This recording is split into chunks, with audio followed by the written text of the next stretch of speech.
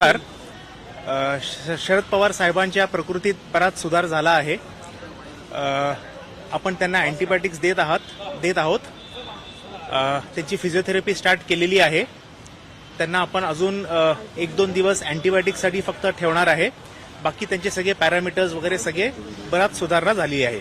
Sir, कोणकोणत्या तपासण्या करण्यात आल्या होत्या आणि काय आलं त्या तपासण्यातून? रुटीन तपासण्यामध्ये असं आलेलं आहे की थोडंसं इन्फेक्शन झालं होतं आणि त्या अँटीबायोटिक्सनी आता बराच सुधारणा झालेली आहे.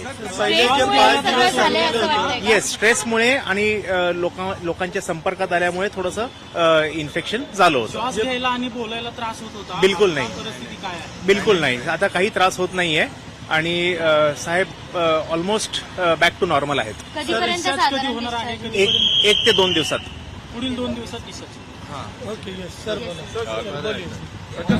डॉक्टर लोढ़ा ने कहा और डॉक्टर साइमन ग्रांट भी बोलेंगे कि शरद पवार जी की तबीयत एकदम अब ठीक है और जैसा इन्होंने बताया थोड़ा चल फिर रहे हैं, हर चीज हो रहा है उनका, बिल्कुल बैक टू नॉर्मल है और जो इन्होंने कहा है अभी वो 1-2 दिन के अंदर यहाँ से डिस्चार्ज भी हो जाएंगे. तो कोई घबराने की बात नहीं है. जो भी ट्रीटमेंट चल रहा है पूरे प्रोटोकॉल के हिसाब से चल रहा है और जल्द ही जल्द ये एकदम से नॉर्मल होके यहाँ हॉस्पिटल से डिस्चार्ज हो जाएंगे. Thank you. सर एकदम चांगला है. हिंदी में बोला तो सर एकदम चांगला रहता है अभी. So he is doing very वेल.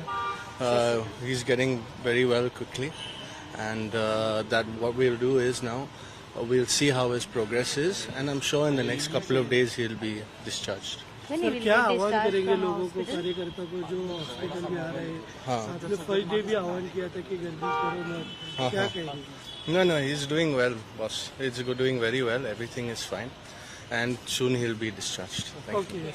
ताज्या व नवनवीन बातम्या पाहण्यासाठी आजच आमच्या मुंबई न्यूज 24 चॅनलला सबस्क्राईब करा.